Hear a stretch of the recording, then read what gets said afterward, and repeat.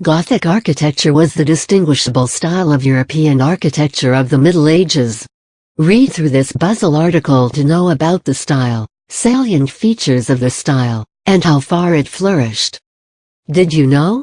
The term Gothic has nothing to do with the Goths. Because the Goths were regarded as barbarous, the architectural style, which followed no symmetrical geometric patterns, came to be known, pejoratively, as Gothic in the 17th century. One of the most familiar styles of the European architecture of the Middle Ages, the Gothic architecture, boasts of high-rising structures, which were the skyscrapers of their times. The style is known to have flourished during the latter half of the Middle Ages, from the 12th century CE onwards until the 16th century CE. These structures were imposing, in that the kind of elevation they possessed surpassed that of all the other preceding structures. Although the Gothic architecture gradually became very popular, so much so that all kinds of structures, churches, castles, palaces, cathedrals, public buildings, and so on, began to be either fully or partially built in the style. The largest number of Gothic edifices to have survived till today are of ecclesiastical nature. Numerous churches and cathedrals across Europe have been constructed in the Gothic style, and their aesthetic value is such that many of these buildings have made their way to the UNESCO World Heritage List. The precursor. Lessay Abbey, Romanesque style. Prior to the rise of the Gothic style, the Romanesque was the most popular and prevalent architectural genre all across Europe. The Romanesque structures were robust, in that they were moderately elevated, and seemed to be rooted to the ground. By the beginning of the 12th century CE, when the Gothic style was making its way to prominence, the Romanesque forms were already established, especially as an accepted genre of ecclesiastical architecture. Nearly all churches and cathedrals in Europe and other areas, which were politically influenced by Europe, alongside a number of secular structures, bore elements of the Romanesque style. Some of the most distinguishing elements of the Romanesque architecture include ribbed vaults, clustered columns, flat buttresses, ambulatory paths, spires, and circular windows. When the Gothic emerged as a distinctive architectural style, it absorbed the already established Romanesque elements with several modifications, which then became the new style's defining features. Romanesque vis-à-vis Gothic. Apart from the numerous other aspects, there were three basic elements which differentiated the Romanesque architecture from that of the Gothic. These were as under: round and pointed arches. While the arch of the Romanesque style was round in shape, that of the Gothic style was pointed. Flat and flying buttresses. Most Romanesque structures had flat buttresses, which were enough to support their shortly elevated walls. Because the Gothic structures were tall, the flying buttresses were introduced to support the walls at higher elevations. Barrel and ribbed vaults. The Gothic style implemented ribbed vaults, rather than the Romanesque barrel vaults. The transitional phase. Every change is gradual. And obviously, the transition from Romanesque to Gothic did not take place all of a sudden.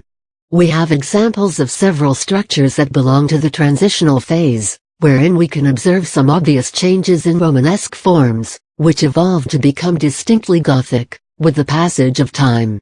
Durham Cathedral. Abbey Homes. Abbey of St. Denis. Wells Cathedral. These Gothic forms, which evolved out of the earlier Romanesque forms, developed in parallel to each other across the various regions of Europe. It is worth noting that the development of Gothic architecture across Europe was also based on the various regional influences, as also the kind of material used to construct the structures.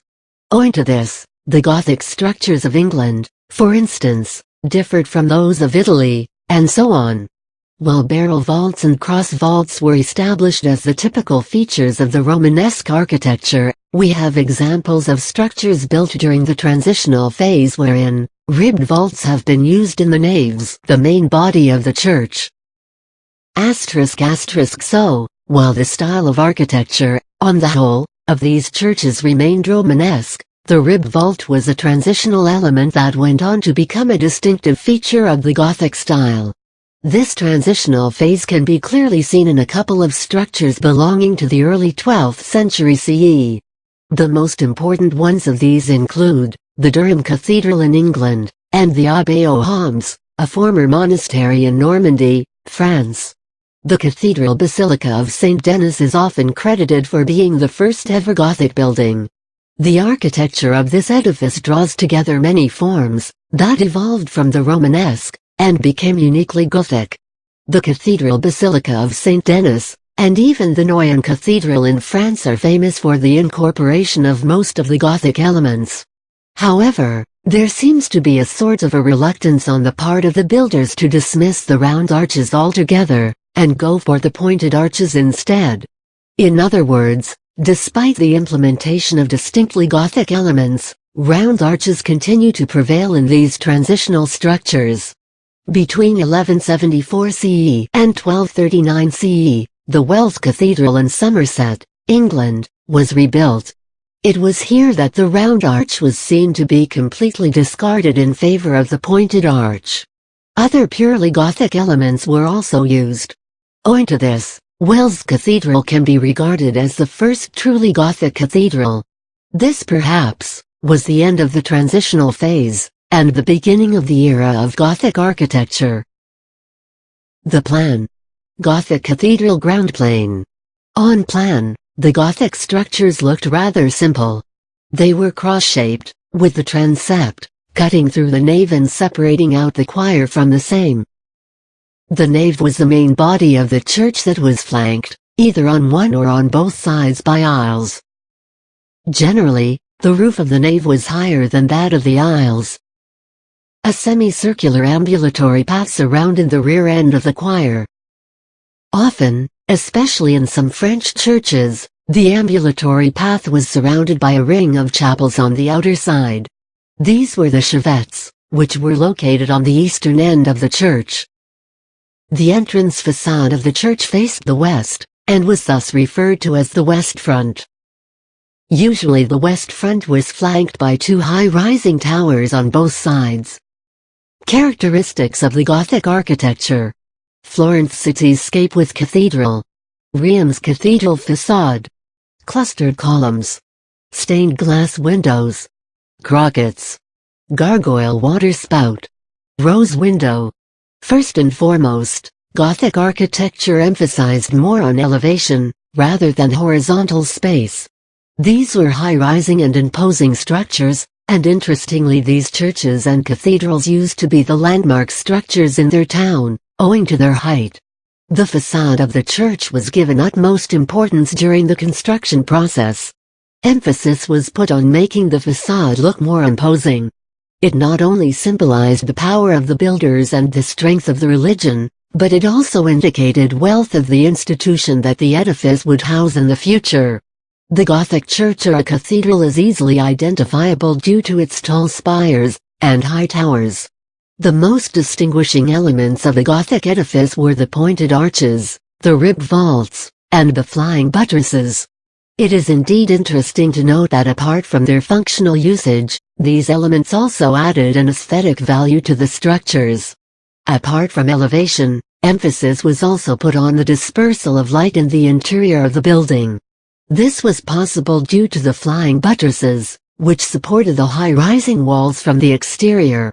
What the flying buttresses did was that they relieved the walls of the extremely heavy leads of the ceilings and superstructures.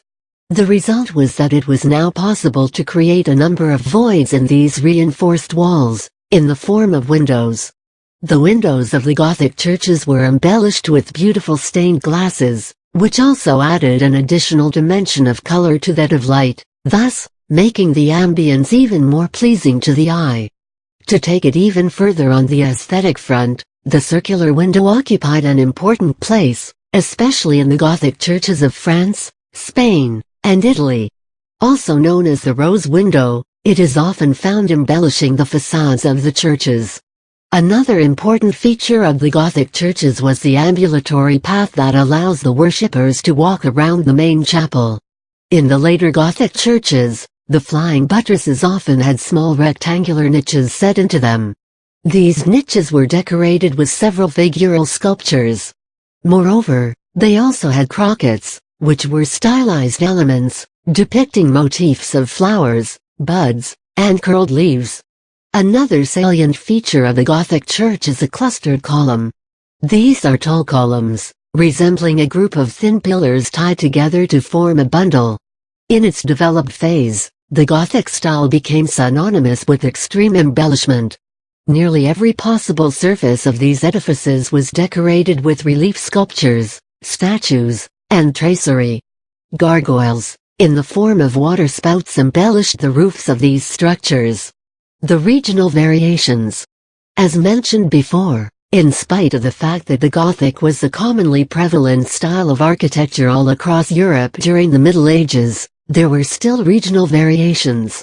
The most peculiar of them were as follows. The cathedrals of France, Germany, and Belgium laid more emphasis on the vertical elevation. The English cathedrals stressed more on the horizontal depth than the vertical height. In Central Europe, the towers flanking the façade were made very tall, and were often topped by huge openwork spires, a regional influence.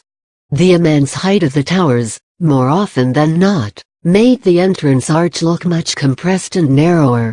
In the Iberian Peninsula, the Gothic cathedrals contained smaller areas of different shapes, opening up from one another. The Italian Gothic cathedrals emphasized more on embellishment. Here, we can find a lot of use of polychrome decoration. The secular Gothic architecture. Craig de Chevaliers Castle. MALBORK Castle. Collegium Maius. Palais des Papes. Wroclaw Town Hall. Although we have more instances of Gothic churches and cathedrals, the style surely did manage to enter the other aspects of human life, apart from religious.